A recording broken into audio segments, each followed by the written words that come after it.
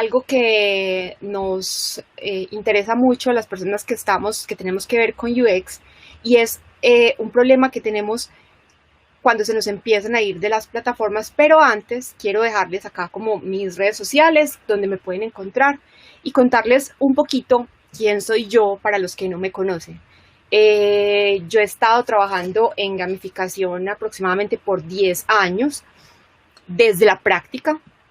Luego, en ese proceso, me encontré con la fortuna de encontrar unos profesores increíbles en Barcelona y estuve estudiando una maestría en gamification y transmedia, en donde pude ya como recopilar toda la información y llevar esa experimentación que tenía al siguiente nivel. En este momento, esa gamificación que alguien en algún momento empezó como a estudiar todos los procesos de cómo funcionan los juegos, a lo que hoy es, que ha evolucionado más. Y en este caso, por ejemplo, en mi caso estoy investigando muchísimo el behavioral design. Estoy estudiando en el Institute for the Future porque creo que ese es como el paso siguiente de gamificación. Esta es nuestra charla de hoy, Gamification y Churn Rate. Lo que vamos a ver está dividido como en algunas etapas. Inicialmente vamos a ver definiciones, vamos a hablar de los loops de gamificación que podemos aplicar para resolver ese problema que tenemos, y pues lo vamos a acompañar de muchos ejemplos, ¿de acuerdo? El churn rate, que es para algunos, es una métrica muy conocida. Para los que no es tan conocida, se refiere a la tasa de abandono que tenemos cuando ya tenemos esos usuarios usando nuestra solución, nuestra experiencia, bien sea una plataforma, bien sea una campaña web o bien sea una aplicación, cualquiera que sea la experiencia. Cuando los usuarios nos empiezan a abandonar, es que nos empezamos a preocupar porque hacemos un montón de esfuerzo para atraerlos a nuestro sistema. Luego, una vez está allí, algo pasa y se nos empiezan a salir. Pues bien, gamificación es una herramienta muy buena que podemos utilizar en este caso. Y para empezar, me gustaría hablar de la definición de gamificación. La siguiente definición no la van a encontrar fácilmente en Wikipedia, en realidad, porque es casi mi propia definición de gamificación. Lo que lee normalmente en libros es cómo cambiar el comportamiento a través de elementos de juego, incluso del mismo juego. Para mí, hoy está a un nivel mucho más grande que ese.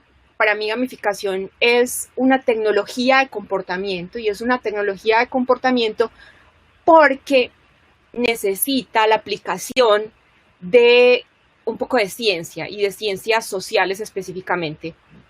Decía Gabe Zuckerman, que es pues uno de los pioneros en hablar de gamification, que gamificación se trata de un 75% de psicología y un 25% de tecnología. Llamemos tecnología pues a cualquiera que sea la interfaz que estemos utilizando, digital o incluso análoga. Entonces, por eso he decidido llamarlo o definirlo como una tecnología de comportamiento, porque cuando nos adentramos nos damos cuenta que tenemos que estudiar muchísimo el comportamiento humano, la motivación, cómo cambiar el comportamiento, cómo funciona el cerebro. Tiene muchísimo de neurociencia, de entender cómo es el comportamiento, y a la vez realizar de alguna manera un método científico, porque les digo de entrada, ninguna experiencia a la que le queramos introducir gamificación es infalible. Es decir, no porque tenga gamificación va a ser exitosa. Lo que hacemos es precisamente todo un proceso previo de análisis de Game Design Thinking, que es pues una metodología que yo he creado basada en mi conocimiento y en tomar muchos aspectos de muchas metodologías para lograr minimizar ese riesgo al momento de entrar a producir en desarrollo. Entonces, funciona a través de teorías de juego, porque no solo se trata de elementos de juego. Teorías de juego son muchas cosas. Teorías de juego es el storytelling. Los juegos necesitan storytelling, necesitan a veces personajes. No podemos jugar sin reglas del juego, es decir, claramente límites, pero hay elementos de juego que no necesariamente son tan fáciles de identificar como, por ejemplo, la libertad. Es importantísimo para un jugador sentir libertad dentro de un sistema y saber que puede ganar o puede perder. Si un jugador sabe que va a perder, de entrada ya no quiere estar ahí, y les pasa a las personas que están aficionadas al fútbol. Si están viendo un partido de fútbol y luego de 45 minutos de juego el partido va 11-0, muchas personas se paran y apagan la transmisión y dicen, no, ya, esto se quedó así, acá ya no hay emoción. Entonces, cuando un jugador sabe que va a perder, eso es un elemento importantísimo dentro de los juegos. Y lo que hacemos es claramente buscar aumentar ese deseo y ese compromiso, que lo podemos llamar como engagement y commitment. Quise relacionar esta pregunta de qué tiene que ver gamification o gamificación con el UX, es precisamente porque es nuestro tema que tiene que ver con las personas que espero que estén asistiendo a esta charla hoy. Y es que los juegos necesariamente utilizan un sistema de reglas y unas configuraciones específicas para que esa experiencia de usuario sea muy, muy buena. Y eso tiene que ver mucho con el behavioral design. Y behavioral design es digamos que es una palabra que está muy trendy y un concepto muy nuevo que parte de teorías mucho más profundas, como es el behavioral economics, pero también el estudio de la motivación y también la aplicación de todas estas metodologías. ¿Qué es behavioral economics? Como para hacer un pequeño brief, es unos señores que especialmente vienen desde la psicología, que se han ganado varios premios Nobel en economía, insisten que las personas tomamos muy malas decisiones a pesar de que somos muy buenos racionalizando.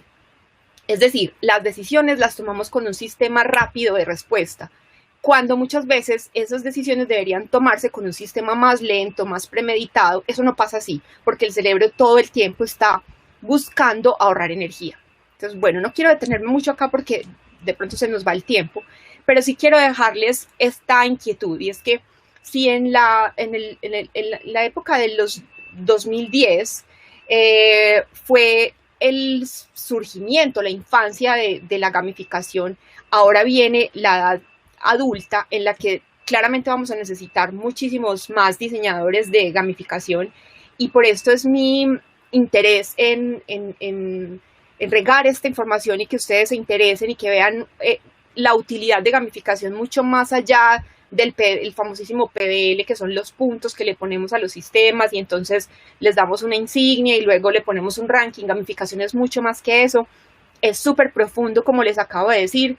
Tiene que ver con el estudio de las personas, y quisiera basar este ejercicio que vamos a realizar hoy en esta plataforma específica de gamificación. Es un ejemplo que quise traer, que es más o menos como full equipo, porque Habitica es una aplicación comprometida con el cambio de comportamiento específicamente. Es lo mismo que hay otra aplicación, bueno, en este momento se me va el nombre de la otra aplicación, pero es un estilo de aplicaciones que han sido creados para ayudarte a cambiar tus hábitos del día a día. Entonces, gracias a Habitica tú puedes o entrenar o tener mejores hábitos alimenticios, dejar de fumar o incluso mejorar tu desempeño en el trabajo. Es decir, lo puedes utilizar para cualquiera que sea tu objetivo, y ellos lo que te ofrecen es que, mira, te vamos a ayudar a hacer cambios en tu comportamiento y lo vas a sentir como si fuera un juego. Entonces, por eso quise traer este ejemplo para que se vea como la crème de la crème de cómo se maneja la motivación en gamificación y de cómo estos tipos de sistemas funcionan muy bien para cierto tipo de usuarios. Entonces, ahorita les decía, no siempre funciona para todos los usuarios. Esto es para un tipo de usuarios que claramente se puede ver motivado por estas dinámicas de juego, por estas metodologías, incluso por esta narrativa, que si ven que la imagen es súper bonita, que es como medio épico, medio un RPG old school, algo así, como esos muñequitos pixelados que se ven muy bonitos. Entonces les recomiendo que la usen, que a partir de este momento se ingresen, se registren y empiecen a usarla para cambiar un hábito, sobre todo desde el punto de vista de análisis y de benchmark de esta solución. Cuando ingresamos a Vítica, lo que encontramos es como un Kanban, en donde tenemos unos hábitos, unas tareas que tengo que hacer, unas tareas pendientes y unas recompensas. Este es como el dashboard inicial, que no quería como dejarlo pasar para que más adelante podamos ver cómo ellos aplican loops de gamificación dentro de su plataforma.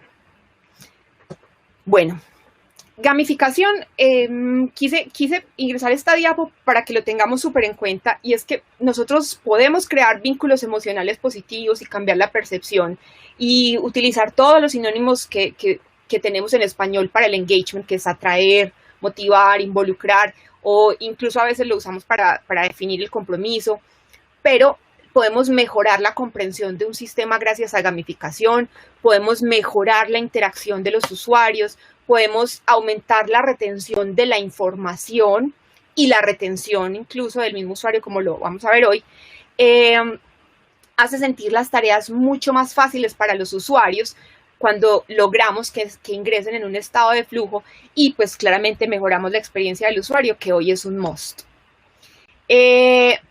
Si ustedes se preguntan hoy si la gamificación tiene lugar en su experiencia, en el desarrollo en el que estén trabajando, yo les digo que esa respuesta depende de los resultados que ustedes busquen obtener, porque gamificación se centra en eso que queremos lograr. Por ejemplo, queremos aumentar las compras, queremos viralizar un contenido, queremos incluso aumentar el consumo de ese contenido, o pues como ya vimos, mejorar la lealtad, analizar o promover patrones. ¿Por qué analizar? Porque con gamificación podemos investigar a ese usuario, podemos conocerlo más, porque supongamos que en un proceso de venta gamificado, por ejemplo, el usuario no solo tiene contacto con el sistema a través de la transacción, de la compra, bueno, veo el producto y lo compro, sino que yo también tengo oportunidad de interactuar con ese usuario en otros momentos de la experiencia del usuario, porque le mando un juego, porque le mando una información que quiero que sepa, que a la vez lo entretiene, que a la vez sigo en contacto con él y aprovecho ese contacto para recoger información de todo tipo, desde qué hora se conecta hasta qué contenidos está consumiendo. Y es que para mí, gamificación en realidad, cuando hablamos de ROI, cuál es el retorno de la inversión de gamificación, tiene que ver con los datos. Los juegos y los datos están súper relacionados, no podemos jugar sin datos. La gráfica que tenemos ahí es una gráfica de un análisis como un heatmap de la comparación de los primeros servicios de Serena Williams en el torneo de Wimbledon del 2018 y el 2019. Entonces, si lo ven, ellos analizan cuántos saques hizo ella en su lado derecho, en su lado izquierdo, y esto lo pueden comparar con la información del competidor y diseñar una estrategia de éxito para ganar los partidos. Así es como podemos utilizar los datos. A medida que conozcamos más cómo me comporto yo, cómo me está usando el usuario, puedo diseñar mejores estrategias a futuro. Entonces ahora sí, empecemos a hablar como de lo que nos compete. Creo que de alguna manera siento que voy volando con gamificación, pero no quería extenderme mucho en gamificación, en el tema de gamificación. Si tienen preguntas, por favor las escriben en el chat. Ahorita al final las tratamos de solucionar todas y entremos pues en materia de lo que es el churn rate o la tasa de abandono. Esta métrica se utiliza para definir ese porcentaje de usuarios que dejan de usar una solución en un periodo de tiempo determinado. Entonces tenemos el periodo de tiempo determinado y utilizamos esta métrica para identificar cuál es esa tasa de abandono que yo tengo. Entonces tengo unos usuarios al inicio de la experiencia menos los usuarios que tengo al final de la experiencia en un periodo de tiempo determinado. Entonces, por ejemplo, en un mes, hay unas cifras muy interesantes y es que en los stores de aplicaciones, las aplicaciones que son juegos son aproximadamente el 60% de aplicaciones. Y las métricas que tengo están basadas en ese tipo de experiencias de juego y que además estamos hablando de juegos casuales y también juegos que de pronto pueden hacer que de pronto los pueden ser utilizados por otro tipo de jugadores más hardcore gamer, como hay jugadores que juegan Fortnite en el celular, en donde sabemos que los juegos están requete ultra diseñados para lograr la retención de los usuarios y con éxito.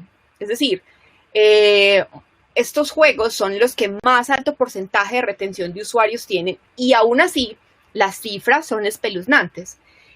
La retención promedio de 90 días después de que un jugador ha ingresado a un juego es del apenas el 4%. Entonces, si acá estamos hablando de que yo tengo al inicio 600 usuarios, por ejemplo, y al cabo de 90 días tengo 400 usuarios, lo divido, resto los usuarios del inicio, los usuarios del final, y lo divido por los usuarios del inicio, tengo un 33%. O sea, para yo tener un 4%, no soy tan rápida en matemáticas, pero imagínense la cantidad de usuarios que se nos van y que afectan nuestro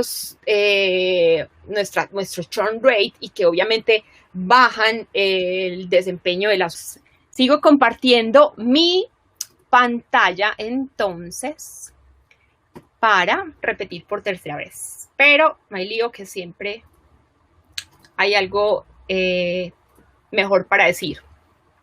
Vamos a ver entonces cómo gracias a gamificación podemos crear nuestra solución para poder mejorar ese churn rate. Entonces, les decía ahorita que gamificar es un proceso evolutivo. Y es un proceso evolutivo porque va desde, es decir, nosotros cuando creamos un sistema de gamificación tenemos que empezar a pensar distinto.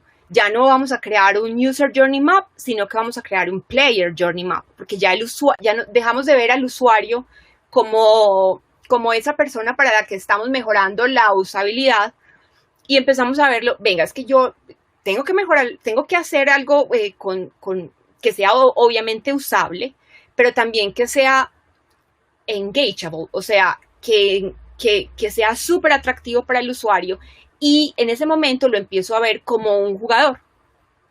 Para eso ya existen test que se realizan sobre tipos de jugadores, pero a decir verdad, en la práctica eso casi no ocurre.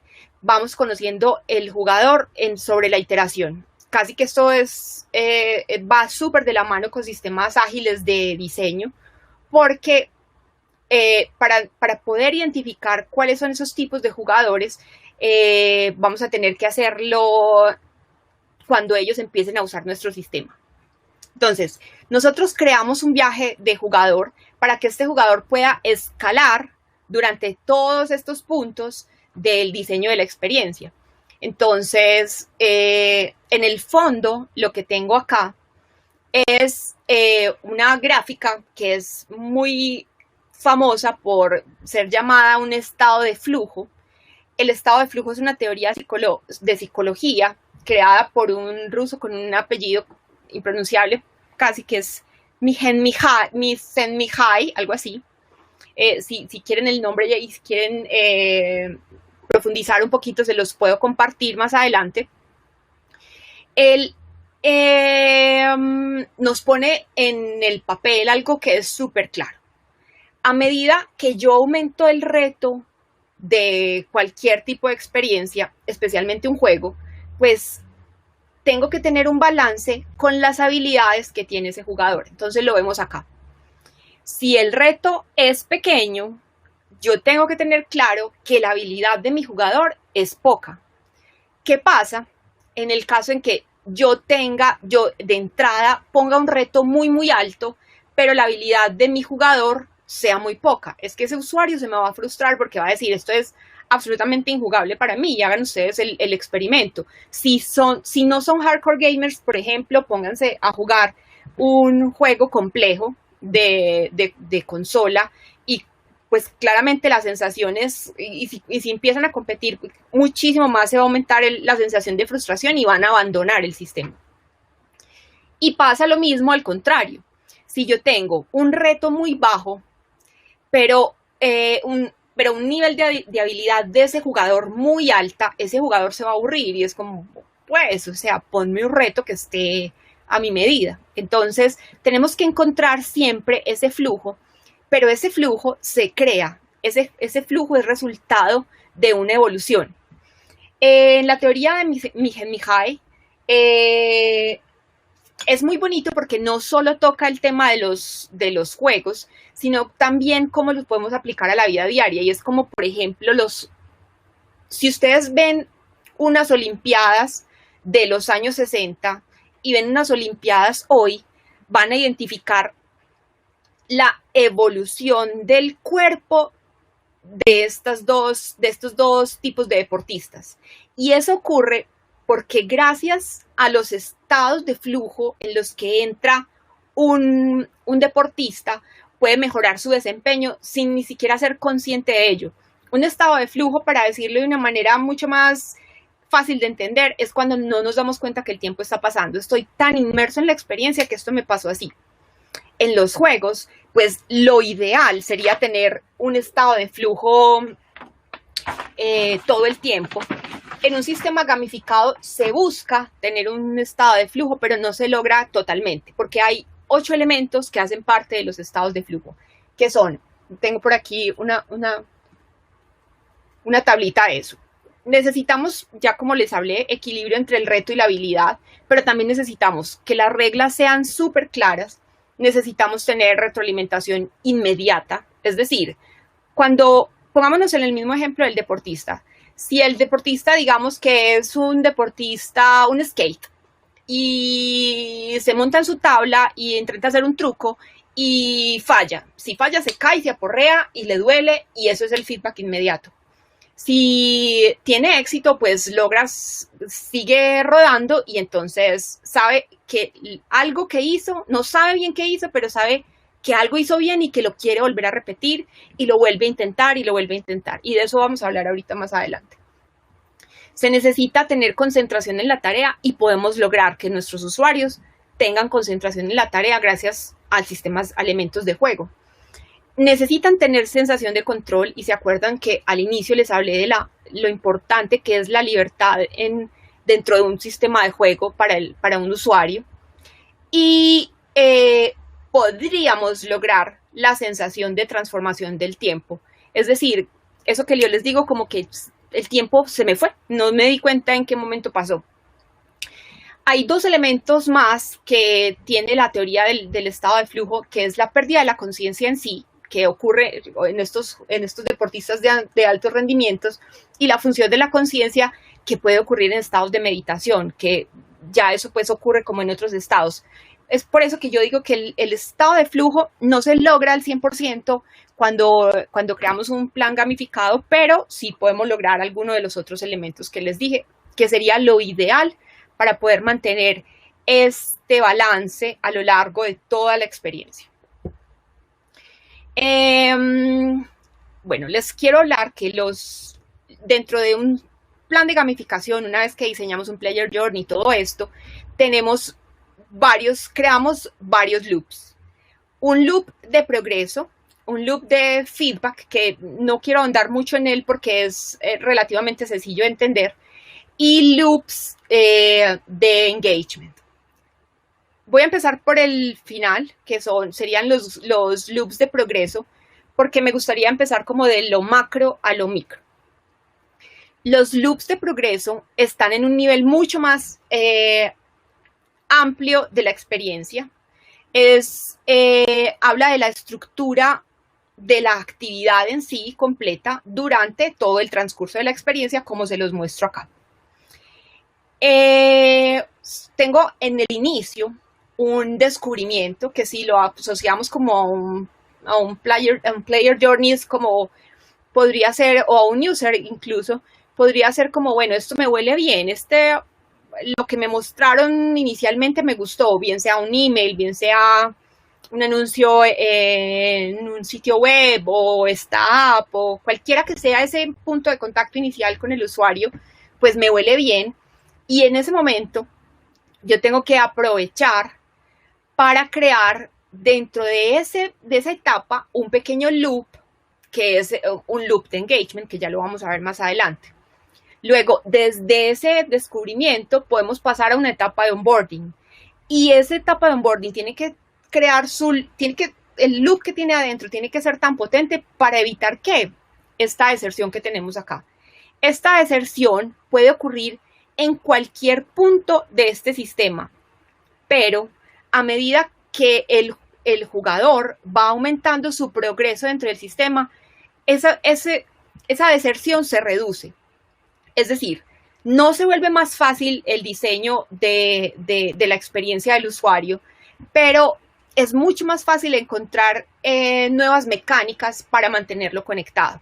Una vez que logramos que ese jugador se quede en el onboarding y se atreva a pasar al siguiente nivel, que sería el inicio de la construcción del hábito que queremos desarrollar o de incluso nuevos hábitos. ¿Cómo funciona esto? Yo tengo un usuario, un jugador que está en un punto A y obviamente lo voy a llevar a un punto B, que para mí en este momento sería la maestría. Quiero que este jugador sea un máster en mi experiencia, que haga todo lo que yo quiero, por así decirlo, y la manera de llevarlo es en pequeños saltos. Entonces, por eso se llama loops. Tienen mucho que ver con sistemas de desarrollo ágiles, van súper de la mano porque esto es un proceso iterativo. Les he dicho todo el tiempo que, como estamos hablando del comportamiento, esto no es una ciencia exacta. Podemos aplicar el método científico y es muy importante hacer testing y evaluación y medir e identificar con todos esos datos que pudimos recopilar cómo están los usuarios dentro de la experiencia y si se están saliendo, corregir a tiempo, ingresar nuevas mecánicas de juego para poder mantenerlos dentro de la experiencia. Pero estos loops de progreso no solo ocurren así de manera pequeña. Por ejemplo, yo podría, entre el descubrimiento y el onboarding y el primer paso, crear un solo loop que me incluya estos 3 pequeños loops. Entonces, en ellos yo creo un storytelling, creo una mecánica de, por ejemplo, diseñar un avatar, si es pertinente, pues, y le aporta la experiencia. Luego podríamos generar otro loop de progreso en el que queremos ya construir el hábito en sí, y podríamos crear otro gran loop en el que ya un usuario es un usuario máster, ya masteriza nuestra solución, pero ahí no se acaba la experiencia para él, entonces tenemos que seguir creando nuevos elementos de engagement para mantenerlo conectado y mantenerlo motivado, y que al final esto se vuelva un loop sin fin. Entonces, este es el primer loop, el loop de progreso. En la maestría, por ejemplo, esto se me pasaba a decirlo, cuando yo ya estoy en la etapa de maestría, puedo crear boss fights. ¿Qué son los boss fights? Los que sean gamers acá, de pronto pueden estar familiarizados con el término. Los que no, y si son más o menos de mi generación, pueden entender cuando Mario Bros se enfrentaba al dragón porque estaba a punto de rescatar a la princesa. Es la peor pelea, es un reto muy muy alto que tiene que pasar el jugador, y que incluso no lo va a pasar a la primera y sabemos que no lo va a lograr a la primera vez que lo intente. Tiene que intentarlo varias veces para que lo pueda pasar y para que él sienta que, claro, ese nivel de habilidad aumentó con base en el reto que se le estaba proponiendo. Si seguimos con el ejemplo de Avítica, entonces Avítica nos dice, bueno, yo tengo, no, ¿saben qué? Voy a volver a esta diapositiva más adelante, porque como empecé por el final, creo que queda más fácil si entendemos mejor los loops de engagement y luego volvemos a esta diapo. Aquí como para hacer un break y dejarlos respirar y que entiendan un poquito más esta información, les tengo algunas razones por las que gamificación crea muchísimo impacto en el usuario. Y es que cuando hablamos en los juegos de play game, estamos hablando de cómo se juega esta experiencia. Y cuando hablamos de cómo se juegan las experiencias, pues lo mejor que podemos hacer es jugar.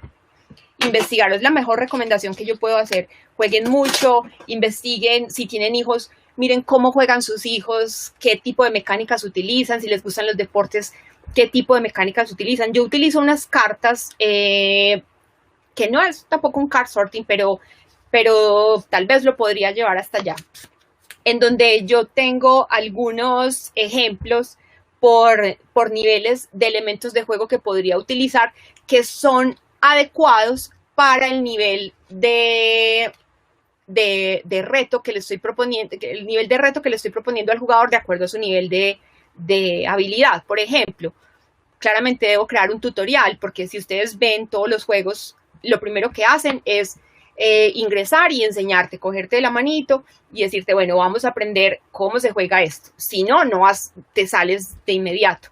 Ahí, como les decía, a veces es importante tener un avatar, a veces es importante tener niveles, pero de repente puede ser importante desde el inicio plantear niveles. Mira, tu progreso empieza acá y el objetivo es que tú llegues acá. Entonces vamos a ir paso a paso y eso puede motivar al jugador. Quest, que son pequeñas misiones que van mejorando la habilidad del usuario, pero a la vez, si de pronto está muy difícil, yo podría crear elementos como salvavidas. Entonces, bueno, como sé que este es un reto que te puede quedar muy difícil, entonces te voy a regalar algo a cambio. Y por eso muchos de los juegos casuales en el onboarding lo que hacen es regalarte monedas, regalarte estrellas, regalarte el super power up que te va a ayudar a ganar mucho más.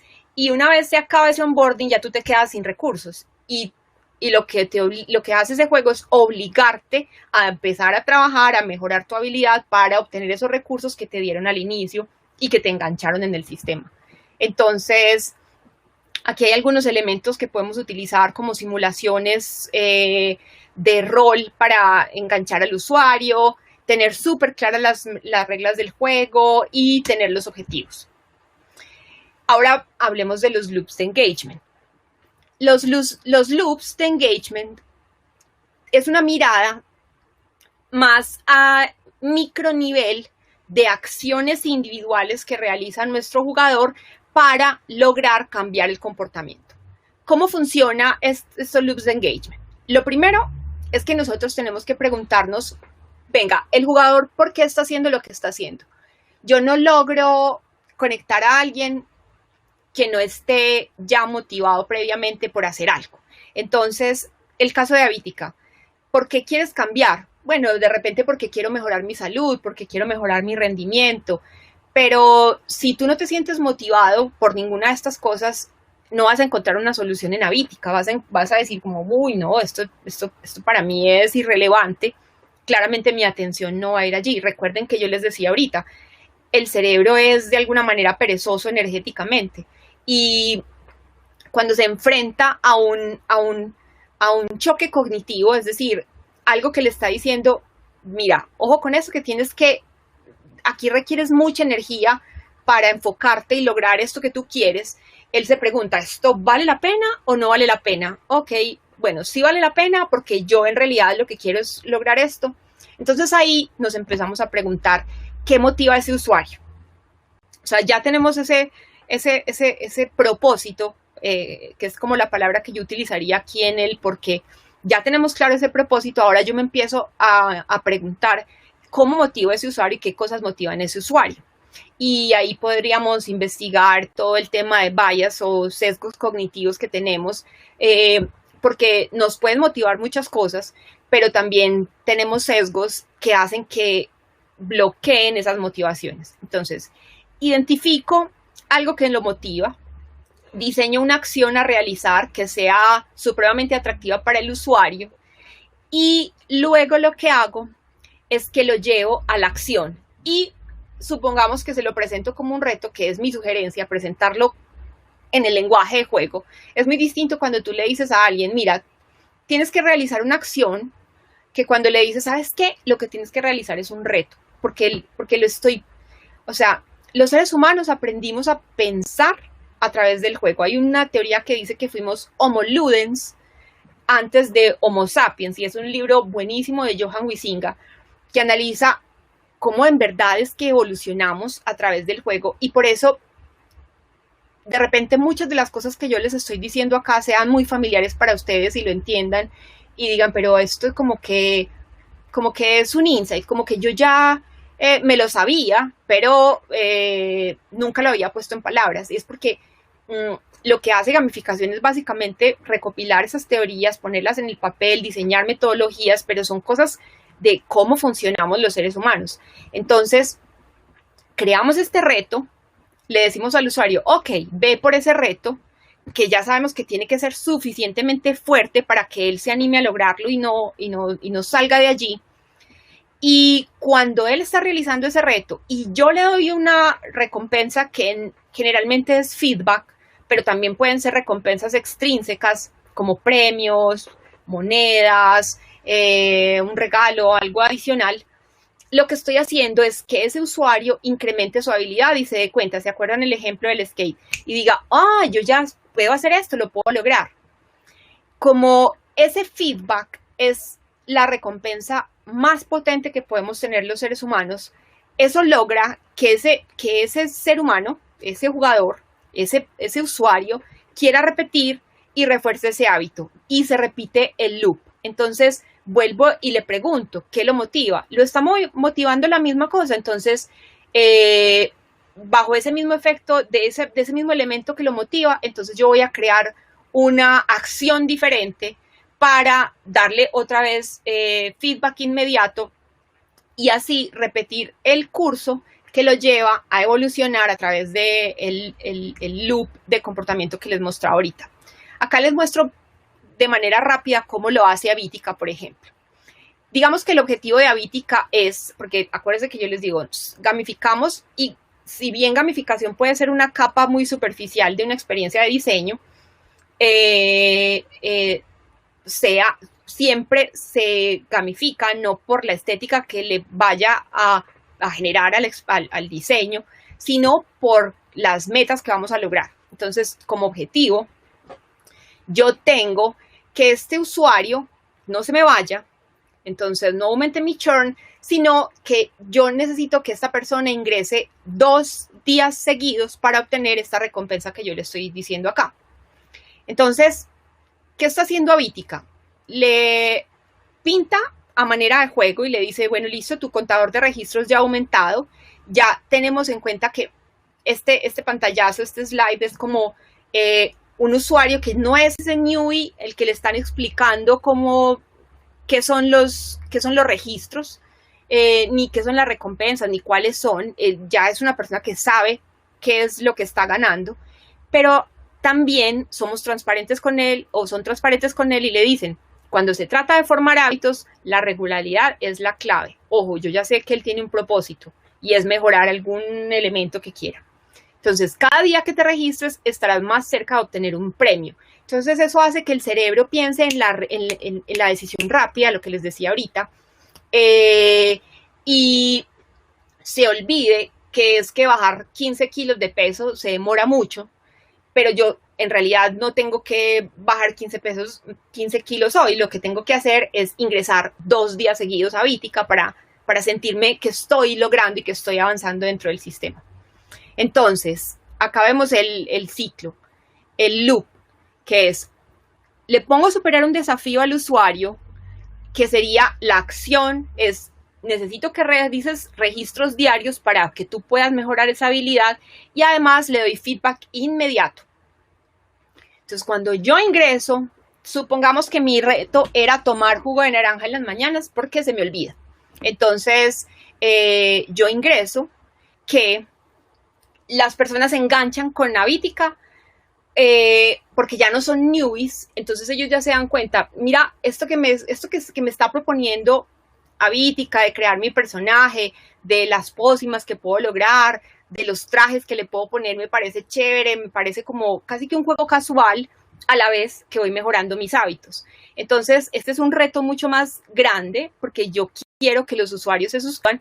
Entonces, les propongo una suscripción y les ofrezco recompensas que son atractivas para él, pero obviamente el momento en el que yo propongo una estrategia como esta es porque ese usuario ya está de alguna manera avanzado en el loop de desarrollo de la experiencia. No, si a un usuario nuevo yo le digo, mira, págame, porque quiero que disfraces a este muñequito, va a decir como, ¿qué? No, si este muñequito yo ni siquiera le tengo aprecio.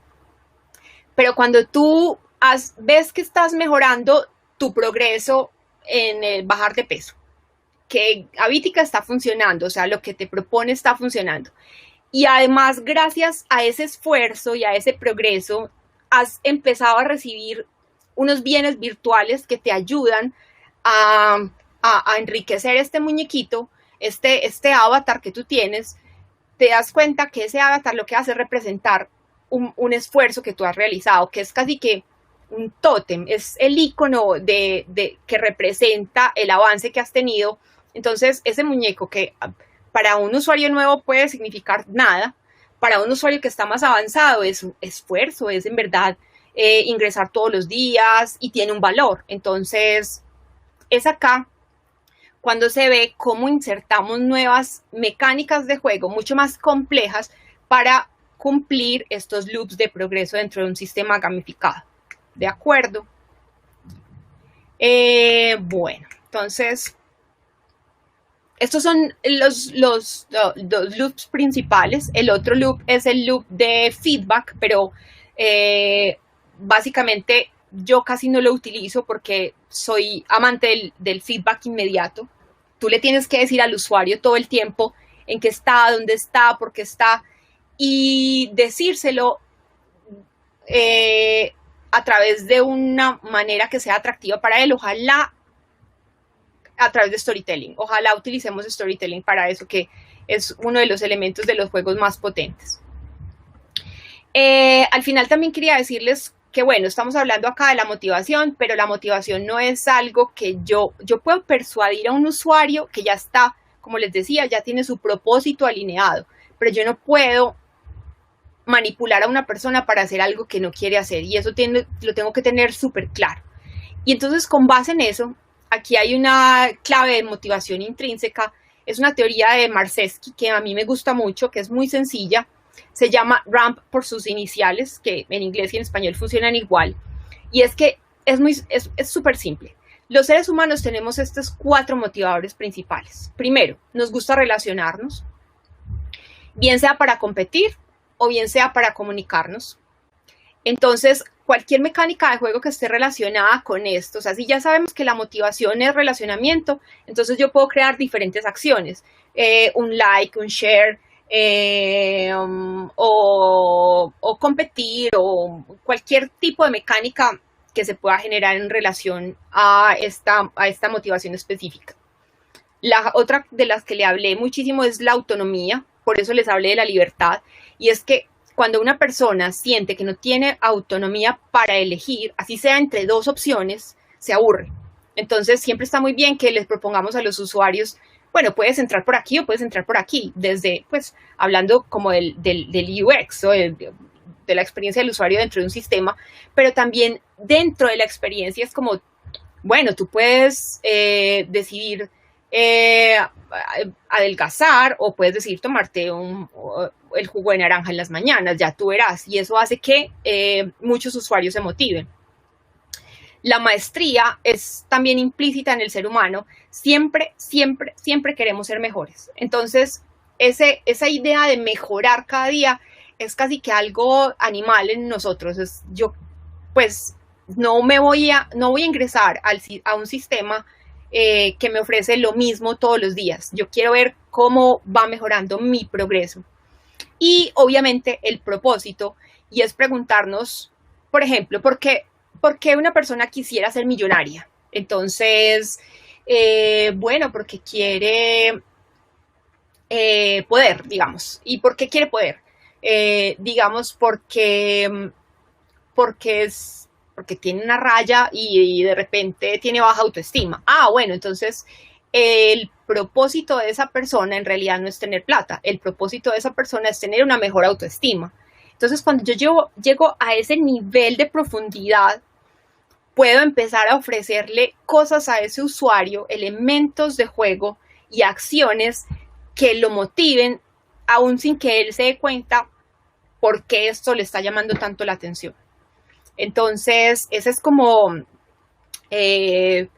finalmente mi propuesta de cómo ustedes pueden gamificar estas experiencias de usuario.